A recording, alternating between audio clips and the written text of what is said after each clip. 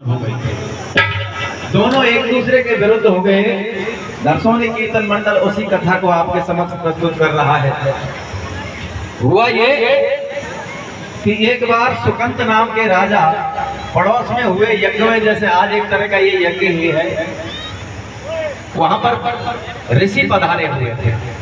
सुकंत नाम के एक राजा जिनके क्षेत्र में ये यज्ञ हो रहा था, वो ऋषियों का आशीर्वाद लेने के लिए वहां पर चल देते हैं।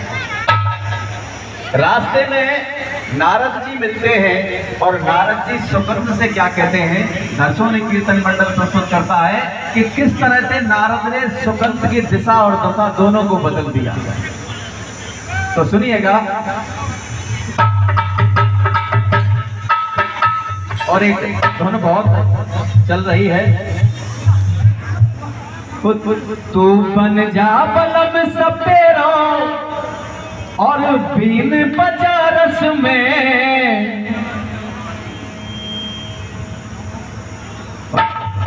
तो एक मोए के मोए कारो नाग सताए गो जहर मेरी धुन गो नस नस में, कारो नाग सताए गो जहर मेरी धुन गो नस नस में।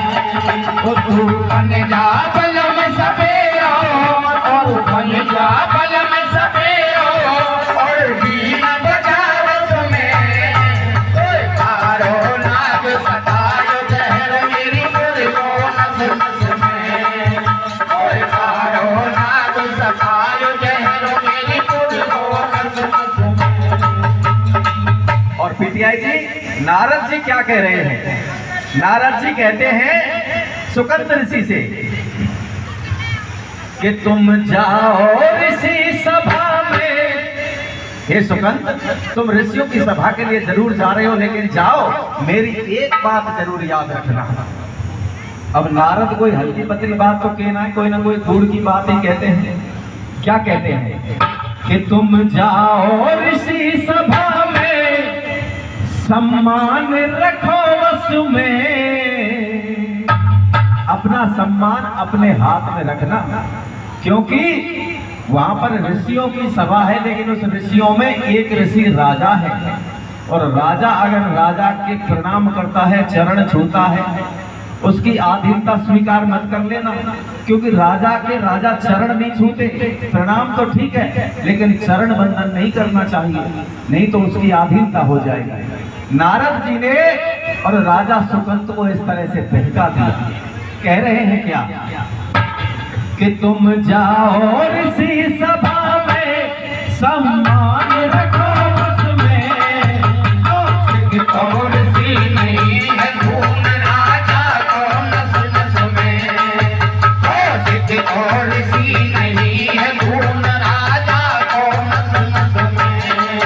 तुम जाओ ऋषि सभा में, तुम जाओ ऋषि सभा में, सम्मान रखो वश में।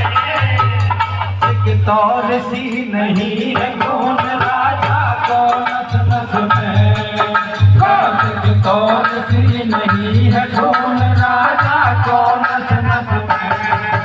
तुम जाओ ऋषि सभा में, तुम जाओ ऋषि सभा में, सम्मान रखो वश में। तो ऋषि नहीं है धूम राजा को नस नस में, तो ऋषि नहीं है धूम राजा को नस नस में। तुम जाओ ऋषि सभा में, तुम जाओ ऋषि सभा में, सम्मान रखो वश में। तो ऋषि नहीं है धूम राजा को नस नस में, तो ऋषि नहीं है धूम राजा को नस नस में। जो ऋषि विश्वामित्र हैं, जिनका एक नाम कौशिक भी है, वो ऋषि जन्म से ऋषि नहीं है, वो एक राजा है। इसलिए मैं तुमसे एक बात कहता हूँ, समस्त ऋषियों का चरण वंदन करना, लेकिन कौशिक ऋषि का चरण वंदन मत करना। अब ये नारद जी कह रहे हैं सुकंत राजा से, सुन लें आप क्या कहते हैं। वो ये जन्म से ऋषि नहीं, हमसे ये छुपी नहीं, ये जन्म से ऋषि नहीं, हमसे ये सुखी नहीं, ये जन्म से ऋषि नहीं, हमसे ये सुखी नहीं, ये जन्म से ऋषि नहीं, ये सुखी नहीं। गाड़ी सुत कुशनादी गौ माता झुकी नहीं, गाड़ी सुत कुशनादी गौ माता झुकी नहीं, गाड़ी सुत कुशनादी गौ माता झुकी नहीं, गाड़ी सुत कुशनादी गौ माता झुकी नहीं।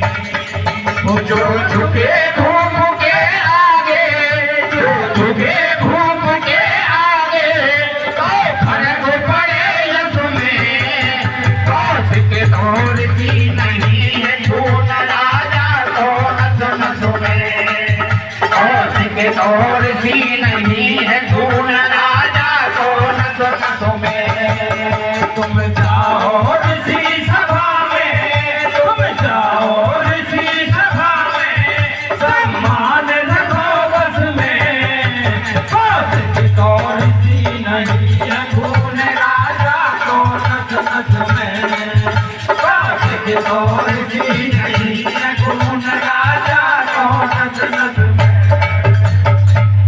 उसकी रक्त की बूंद बूंद में राजा का रक्त भरा हुआ है, इसलिए उस गाधी के पुत्र और कुशध्वज राजा के नाती को तुम चरण बंदन मत करना, ऐसा कह रहे हैं नारद जी।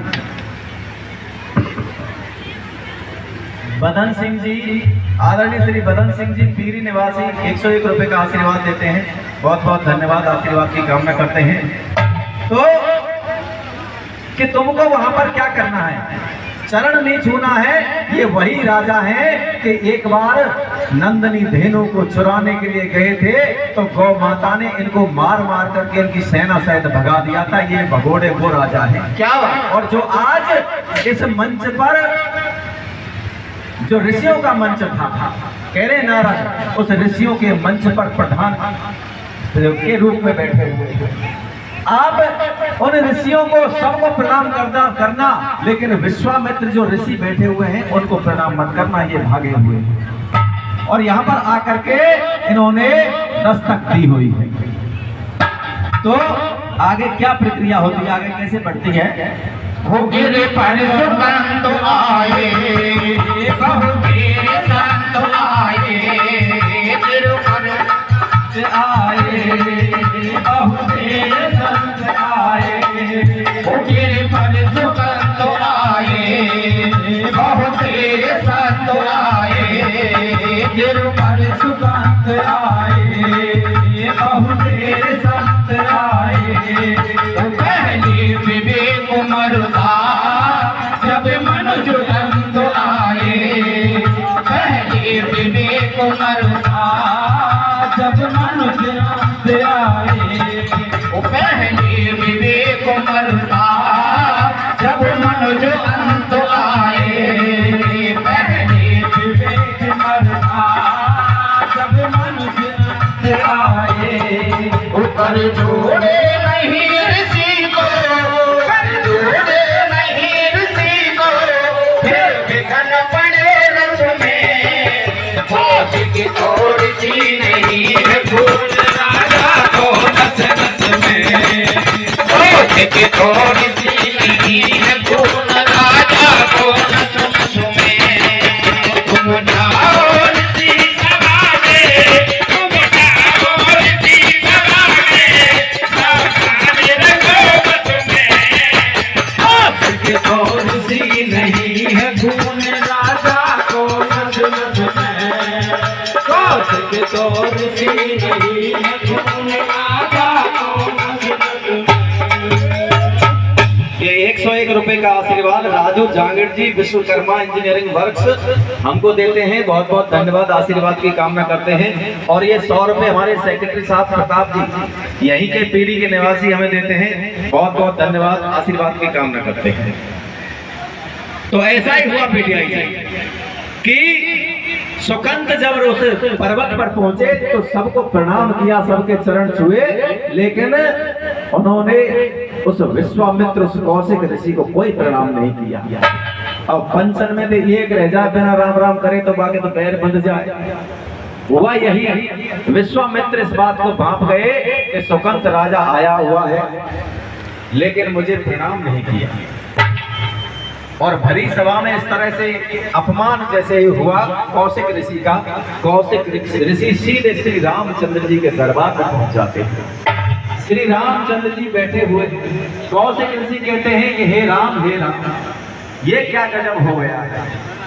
श्री रामचंद्र जी पूछते हैं, सिंहासन से खड़े हुए कौशिक ऋषि को प्रणाम किया कि ऋषिगण आप पधारे हैं, आपका स्वागत है, लेकिन बताओ आप इस तरह से हाय हाय क्यों कर रहे हैं। विश्वामित्र ने बताया कि एक राजा है सुकंत नाम का, उसने मुझे भरी सभा के मध्य में प्रणाम तक नहीं किया। हे राजन, आपने मुझे उत्तम पद पर प्रतिष्ठित किया, हमेशा सम्मान किया, आपसे बड़ा कोई संयमी राजा इस संसार में है नहीं, लेकिन एक सुकंत नाम का छोटा मोटा राजा मुझे प्रणाम नहीं करता, ये बात मुझे खल नहीं रही। आदरणीय सज्जनों, श्री रामचंद्र जी को अत्यंत क्रोध हुआ, वो क्रोधित हो गए और उन्होंने सोचा कि राम राज्य में अगर कोई ऋषि को प्रणाम नहीं करे और वो भी राजा हो करके, तो निश्चित ही वो व्यक्ति वध के काबिल है, उस व्यक्ति को मर जाना चाहिए। अतः क्या किया, श्री रामचंद्र जी शपथ लेते हैं कि मैं उस सुकंत को निश्चित रूप से समाप्त कर दूंगा। मैं ये शपथ लेता हूँ ऋषिवर, आप आनंद से रहें, सुकंत कल का सूरज नहीं देख पाएगा।